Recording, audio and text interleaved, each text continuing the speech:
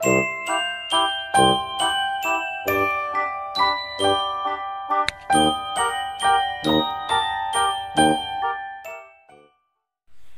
assalamualaikum adik-adik, bagaimana kabarnya? Tentunya baik-baik saja kan? Masih berjumpa dengan Teacher Dingga di sini di channel Wali Kelas Pembelajar. Nah, kali ini Teacher akan memberikan materi kelas 6, tema 1, subtema 2 pada pembelajaran IPS, yaitu tentang kondisi geografis negara-negara ASEAN terhadap kegiatan ekonomi penduduk. Sebelum kita menyimak videonya, bantu Teacher untuk subscribe ya. Mari belajar bersama wali kelas dan belajarlah dengan gembira.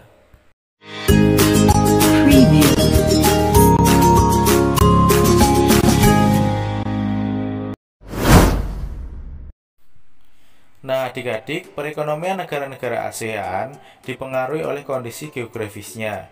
Kawasan Asia Tenggara terletak pada pertemuan tiga lempeng, yaitu lempeng Eurasia, lempeng Indo-Australia, dan lempeng Filipina yang lebih kecil. Hal ini menyebabkan negara-negara di Asia Tenggara memiliki potensi tambang yang besar. ASEAN yang beriklim tropis membuat wilayahnya mendapatkan matahari sepanjang tahun. Hal ini sangat baik bagi pertanian. Berikut adalah penjelasan-penjelasan dari setiap negara di Asia Tenggara termasuk Timor Leste yang belum tergabung dalam ASEAN. Yang pertama adalah Indonesia. Indonesia dikenal sebagai negara agraris, yaitu negara yang sebagian besar masyarakatnya bermata pencarian sebagai petani. Namun begitu, bukan berarti masyarakat Indonesia tidak melakukan kegiatan ekonomi lain. Masyarakat Indonesia juga melakukan kegiatan seperti industri, seperti pengusaha dan buruh, jasa seperti pekerja kantoran dan lain-lain, perdagangan seperti melakukan kegiatan jual beli, perikanan seperti nelayan, dan pertambangan. Indonesia juga dikenal memiliki sumber daya alam yang melimpah, baik sumber daya alam, tambang, maupun sumber daya kelautan. Di dataran rendah terdapat padi, sayuran, jagung, dan buah-buahan. Di dataran tinggi terdapat teh, kopi, kina, cengkeh, dan kelapa. Pada pesisir pantai terdapat ikan, udang, tuna, cakalang, dan tongkol. Sumber-sumber daya hasil hutan seperti kayu, rotan, kayu jati, dan karet. Pada barang tambang yaitu minyak bumi, gas alam, bauksit, timah, tembaga, dan batu bara. Nah, ada beberapa tempat di Indonesia sebagai tempat penghasil tambang terbesar yaitu tambang timah yang ada di Bangka Belitung. Tambang emas dan tambang tembaga terbesar di Indonesia ada di Pulau Papua yaitu PT Freeport Indonesia. Lalu potensi minyak bumi dan gas alam tersebar di banyak tempat seperti Dumai atau Riau, Cepu, serta lepas pantai di Laut Jawa. Negara kedua adalah Singapura. Tidak seperti negara lain di ASEAN, Singapura tidak melakukan kegiatan pertambangan dan pertanian karena terbatasnya wilayah yang dimiliki. Mata pencaharian penduduk Singapura adalah di bidang jasa dan industri. Singapura merupakan negara Asia Tenggara dengan pendapatan per kapita paling tinggi. Singapura mengekspor mesin, alat transportasi, dan alat elektronik, dan barang-barang konsumsi. Singapura merupakan negara sebagai transit perdagangan dunia sehingga memiliki pelabuhan yang paling sibuk di dunia. Negara ketiga adalah Brunei Darussalam. Penduduk di Brunei Darussalam bermata pencaharian di bidang pertambangan, industri tenun dan logam, dan petani. Sumber daya alam hasil utama Brunei Darussalam adalah minyak dan gas bumi yang menyumbang 40% pendapatan utama. Brunei Darussalam dijuluki negara petrodolar, yang artinya negara yang kaya karena memiliki tambang minyak bumi yang banyak. Hasil pertanian masyarakat Brunei Darussalam antara lain adalah padi, buah-buahan, dan kelapa di dataran rendah. Wilayah Brunei Darussalam yang banyak berupa rawa kurang baik untuk dijadikan wilayah pertanian. Jadi wilayah pertaniannya hanya sedikit. Brunei Darussalam merupakan negara berpendapatan per kapita tertinggi kedua di Asia Tenggara setelah Singapura. Negara yang keempat adalah negara Malaysia. Negara yang langsung berbatasan dengan negara Indonesia ini, sebagian besar penduduknya bermata pencaharian petani, pekebun, dan penambang. Wilayah Malaysia Barat yang subur dimanfaatkan untuk lahan pertanian, sedangkan wilayah Malaysia Timur yang berupa perbukitan dan rawa kurang baik untuk pertanian, namun banyak terdapat lahan perkebunan. Hasil utama pertanian adalah padi, kelapa, sayuran, dan tebu. Untuk hasil perkebunan adalah kakao, kelapa sawit, teh, lada, dan karet.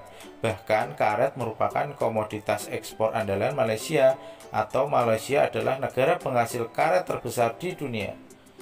Selain pertanian, penduduk Malaysia juga melakukan kegiatan industri pertambangan dan kehutanan. Malaysia merupakan salah satu negara pengekspor timah terbesar di dunia. Yang kelima adalah negara Filipina.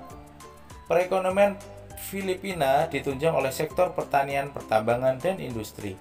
Sumber daya alam pada dataran rendah yaitu jagung, sayuran, padi, ketela pohon, dan buah-buahan seperti nanas dan pisang. Pada perkebunan terdapat kelapa, abaka, tembakau, kayu, karet, dan kopra. Filipina dikenal sebagai negara penghasil kopra dan serat abaka terbesar di dunia. Wilayah pertanian utama di Filipina adalah Pulau Luzon, dan di sana terdapat Pusat Riset Padi ASEAN atau IRRI atau International Rice Research Institute terdapat di Filipina. Potensi tambangnya adalah biji besi, tembaga, emas, perak, dan keramik. Selanjutnya negara keenam adalah Thailand. Kegiatan ekonomi penduduk Thailand antara lain adalah petani, pekebun, penambang, dan nelayan. Thailand merupakan negara penghasil beras terbesar di Asia Tenggara dan terbesar ketiga di dunia. Oleh karena itu, Thailand dijuluki lumbung padi Asia. Sungai Chao Phraya berperan penting dalam pertanian di Thailand. Selain pertanian, penduduk juga melakukan kegiatan pertambangan, perikanan, industri, dan kehutanan. Saat ini pendapatan utama Thailand berada di sektor pariwisata. Hasil pertanian berupa padi, tepung, tapioka, dan jute. Hasil perkebunan yaitu karet dan kayu jati. Barang tambang negara Thailand berupa batu bara, timah, dan gas alam. Lalu perairan berbagai jenis ikan ada di Sungai Mekong dan Teluk Siam. Negara ketujuh adalah Vietnam. Penduduk Vietnam bermata pencaharian petani, pekebun, dan penambang. Pertanian atau perkebunan berupa padi, sayuran, ubi jalar, teh, kopi, jagung. Bahkan Vietnam adalah penghasil pengekspor beras terbesar ketiga di ASEAN. Hasil hutan yaitu kayu jati dan bambu, lalu industri bahan makanan, pengolahan makanan, dan tekstil. Selain itu juga ada semen dan pupuk kaca. Pertambangan Vietnam menghasilkan emas, biji besi, timah, gamping, fosfat, tungsten, dan seng. Hasil hutannya yaitu bambu, kayu manis, dan kina. Bidang pariwisata dan jasa mendukung perkembangan negara Vietnam. Yang kedelapan adalah negara Kamboja. Mata pencaharian penduduk Kamboja antara lain sebagai petani, pekebun, dan petambak. Sumber daya alam negara Kamboja antara lain pertanian yaitu padi, umbi-umbian, jagung, dan buncis. Pada perkebunan terdapat karet dan tembakau, perikanan terdapat budidaya ikan air tawar. Di Kamboja terdapat Tonle Sap dan lembah Sungai Mekong yang dimanfaatkan penduduk Kamboja untuk bertani. Hasil utamanya adalah padi dan jagung. Kamboja termasuk salah satu penghasil padi terbesar di Asia Tenggara. Potensi tambang Kamboja antara lain gas alam, minyak bumi, dan batu permata. Negara ke-9 adalah Laos. Laos juga mengandalkan kegiatan pertanian. Wilayah pertanian Laos banyak terdapat di sekitar dataran Sungai Mekong. Mata pencaharian penduduk antara lain pekebun, petani, dan penambang, dan juga nelayan di sungai. Pertanian pada negara Laos yaitu padi, kopi, kapas, jagung, dan tembakau. Hasil hutannya yaitu kayu jati. Lalu di Sungai Mekong ada sumber daya ikan yaitu ikan karper dan perch. Potensi tambang Laos adalah timah, biji besi, gipsum, seng, dan batu bara. Namun sumber daya tambang di Laos sangat sedikit sehingga tidak dapat diandalkan. Yang ke-10 adalah negara Myanmar. Perekonomian Myanmar bertumbuh pada kegiatan pertanian yang berpusat di lembah Sungai Irrawaddy dan Sungai Salween dengan hasil utamanya berupa padi. Myanmar terkenal dengan hasil ukiran kayu, pemintalan sutra, dan permata. Mata pencaharian penduduknya adalah petani, pekebun, dan penambang. Hasil sumber daya alam pertanian dan perkebunan adalah teh, tembakau, tebu, dan sayuran. Hasil tambang berupa gas alam, batu bara, emas, perak, dan batu mulia. Nah, yang terakhir adalah negara Timor Leste. Negara Timor Leste penduduknya melakukan kegiatan ekonomi di bidang perkebunan dan pertambangan.